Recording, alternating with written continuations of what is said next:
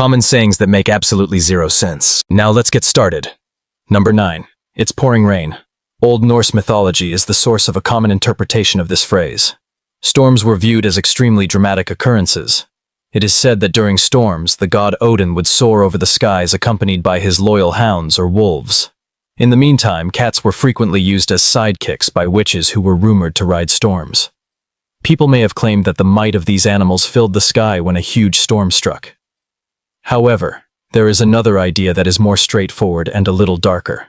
Drainage systems were essentially non-existent in medieval cities and the streets were dirty.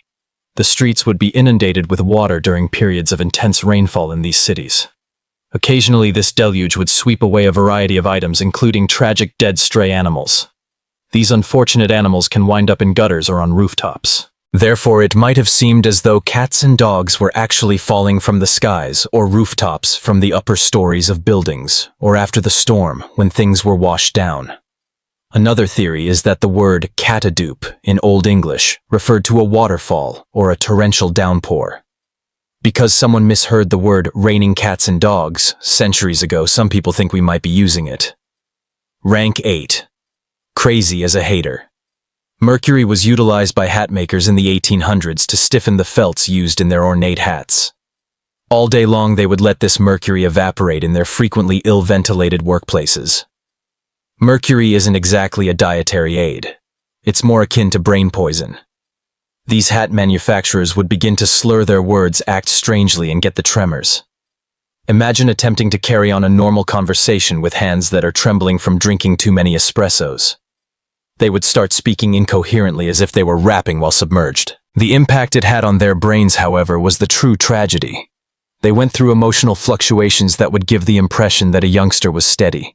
Others could lose their temper over nothing, while others might become quite shy. They would begin to lose their memory. They would lose track of simple things like the day and where they put their tools. People began to notice the strange behavior of the hat makers.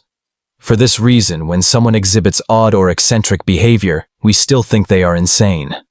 The ridiculous character in Alice in Wonderland was even influenced by this whole situation. Before anyone truly understood what was causing this, it continued for decades. These days, we create caps without making people insane. We can trace this saying's origins back to ancient Egypt. Cats were more than simply pets there. In essence, they were four-legged hairy deities. According to some historians, people would have their tongues amputated as a form of punishment for committing significant crimes, including lying. Sailors in the English Navy in the 17th and 18th centuries have another theory. The whip with several twisted strands that caused excruciating pain was known as the cat o' nine tails. The victims of this treatment would frequently become nearly silent. Therefore, when someone became silent, others may inquire as to whether they were unable to speak. A scary medieval tale about witches and their black cat familiars is also included. It was said that witches could make their cats steal people's tongues, maybe to prevent them from disclosing witchcraft secrets. Consider a cat that collects tongues. These days we use this expression to playfully inquire as to why someone is being silent.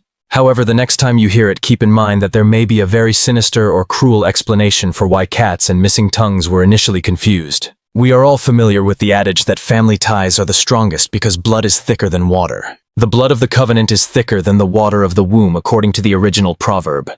That implies the complete opposite of how we already use it. Using blood rights, soldiers or groups would establish solemn pledges or alliances as early as the Middle Ages. Imagine it as a medieval take on pinky promises, only much more dramatic and occasionally involving actual blood mixing. That is the portion about the covenant's blood. It all comes down to deciding to create an unbreakable link. The term water of the womb alludes to childbirth and familial ties. Therefore, the original meaning of this phrase was that the relationships we choose to form, such as those with close friends or comrades, are more powerful than those we are born into. Although you can choose your ride or die friends, you cannot choose your family. However, the meaning was completely reversed as others began to shorten the sentence along the way, much like in a game of telephone. You can use this information to blow someone off their feet the next time they try to use this term against you. This statement is often associated with a spooky tale of individuals being buried alive with a small bell in their coffin that would ring if they woke up. However, that is entirely incorrect. Boxing fights in the late 1800s are the true source. Imagine this. As a boxer, you are being completely destroyed in the ring. You are on the verge of losing because your opponent is treating your face like a speed bag. Next ding. The round is over when the bell rings. The bell just saved your life. Literally. Because it described a frequent event, the phrase gained popularity. That bell ring would provide a much-needed respite to a poor guy who was barely standing and seeing stars. It's a little disheartening, isn't it? For example, discovering that your cool uncle, who claimed to be a secret spy, is actually employed at the post office. People in that era were truly afraid of being buried alive, which is likely why the burial bell narrative acquired popularity. Strangely, they did create safety coffins with bells and other alert systems, despite the fact that the burial bell myth is a fabrication. Consider this strange proverb we frequently employ. Infatuated. You're already over your heels, aren't you? It's simply known as standing up. It's like saying, my eyes are above my mouth. I am so in love. The amusing thing is that this term used to make a little more sense. In the 1300s, it was common to exclaim, heels over head. Imagine someone tumbling or performing a cartwheel. Their heels do in fact briefly cover their heads. That is a fantastic way to describe someone who is physically tumbling or completely flipped upside down with emotion. However, people began saying it backwards at some point, and everyone accepted it without making any changes. It would be as though we all agreed to go with the phrase, as dry as water. We are now left with a word that essentially characterizes the most commonplace, uninteresting bodily position that might convey the sensation of being completely confused by love. My goodness, I'm in love. It is exactly where it should be in my brain.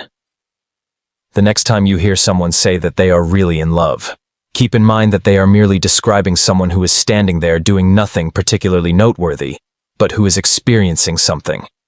Third, completely blind. When someone has poor vision, they are frequently referred to as blind as a bat. That's as accurate as saying slow as a cheetah. Though, in fact, bats can see quite well, especially in low light. In fact, during dawn and dusk, the majority of bats have vision that is around 3 times better than that of humans. They appear to have night vision goggles integrated right into them. It's true that bats are a double superhero. They have an amazing talent called echolocation in addition to their excellent vision. They emit extremely high-pitched sounds that reverberate throughout their surroundings. The bats can pinpoint the precise location of everything, even the smallest detail, when these sound waves return. They can detect something as thin as a human hair in the darkness because it is so accurate. It's similar to having a superpower that allows you to see objects and make 3D maps by screaming at them. The statement most likely originated from the assumption that bats must be blind when they were observed flying erratically at night. Spilling the beans is number 2. Paper ballots and sophisticated voting devices were not available in ancient Greece for certain decisions. They used beans, which are much simpler. Generally speaking, black beans indicated no, and white beans indicated yes. In a large jar, each person would deposit their bean. Important choices were occasionally taken in this manner. Now picture this jar being inadvertently knocked over before to the official count. All of those confidential votes would suddenly be visible to everyone on the floor. It has more archaic repercussions than inadvertently sharing your private communications in the group chat. The term is said to have originated from this small incident that prematurely revealed the secret outcome. Don't reveal the secrets today. About hidden crushes, juicy gossip, or birthday surprises. However, for some reason, this strange little phrase from past voting blunders persisted. Remember that at least they did not sabotage a whole Greek election the next time someone assures you they have revealed the truth. First of all, Bob is your uncle. The Prime Minister of Britain, Robert Gascoigne Cecil, also known as Bob, made a contentious choice back in 1887. Arthur Balfour, his nephew, was given the esteemed position of Ireland's Chief Secretary by him. Arthur wasn't exactly renowned for being the best candidate for this important role. It would be similar to if your uncle, who controlled a large corporation, suddenly promoted you to a senior executive position based only on your prior success in making instant noodles. This blatant instance of nepotism or family favoritism did not sit well with the British populace. That was easy for you, they began to sarcastically say, using Bob's your uncle. Or to suggest that the result was inevitable if your powerful Uncle Bob was on your side. The caustic edge of the phrase gradually faded, and it simply became a way of saying, and there you have it. Alternatively, it's that easy. The ironic thing is that this word wasn't used in print until 1937, over half a century after the incident. That concludes today. I'll be doing more videos like this in the future. To view them, subscribe.